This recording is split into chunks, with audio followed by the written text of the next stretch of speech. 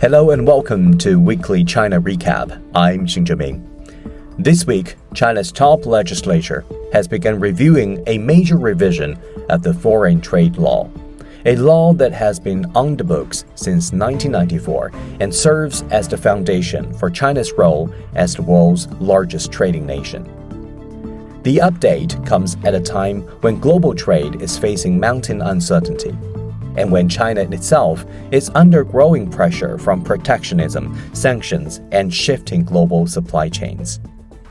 Commerce Minister Wang Wentao, entrusted by the State Council, addressed the National People's Congress Standing Committee earlier this week to explain the changes.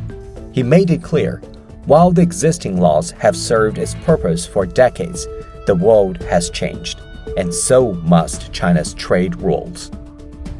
China's trade volume is now number 1 in goods and number 2 in services worldwide.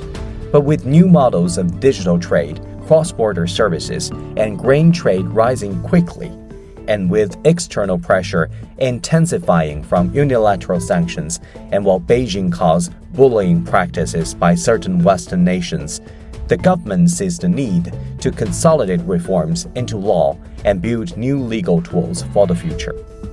So, what's in the draft? The proposed revision spans 11 chapters and 80 articles, making it the most comprehensive update in years.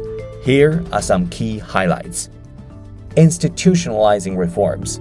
China plans to upgrade reforms such as cross-border digital trade, service trade inactive lists, grain trade systems, and support for new business models into formal law. Strengthening protections. The draft promises stronger intellectual property protection for exporters and sets up trade adjustment assistance to stabilize supply chains. Professionalization. It calls for better networks of service providers to support Chinese firms as they expand abroad and introduces mechanism for more diversified dispute resolution. And perhaps most significantly, legalized countermeasures.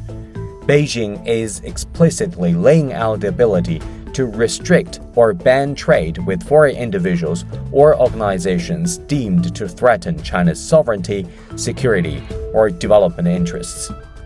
This includes penalties for those who help others circumvent sanctions, and it reserves the right to act when dispute mechanisms fail or when other emergencies in international relations arise.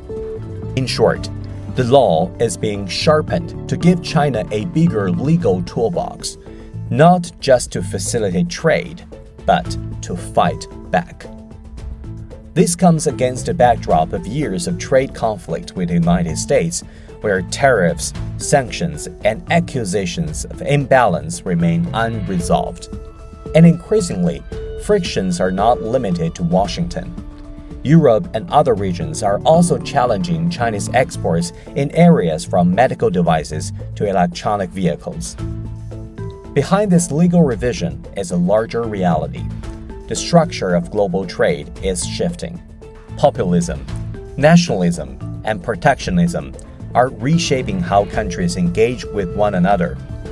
China's export model has also changed, from cheap, low-quality goods in the 1990s to innovative, competitive products today. Chinese companies are winning market share around the world, but many still lack strong global brands or operating networks abroad. That makes them vulnerable in an era when politics can matter as much as price or quality. It's worth remembering, the foreign trade law has already been revised 3 times, in 2004, 2016, and 2022. Each time, the changes reflected China's evolving role in global trade. This latest revision is the most ambitious yet, signaling that Beijing expects global headwinds to intensify and wants to be legally prepared. China's approach is clear: keep opening to global markets, but on its own terms. Adapt to new realities like digitalization and grain trade, while also putting in place defensive tools to navigate the stormy waters of geopolitics. And for the rest of the world, this means China is doubling down. Even as trade wars and tariffs battles rage, Beijing is trying to institutionalize resilience through law. I'm Xing Zheming. This is Weekly China Recap. Thanks for tuning in, and I will see you next week. Goodbye.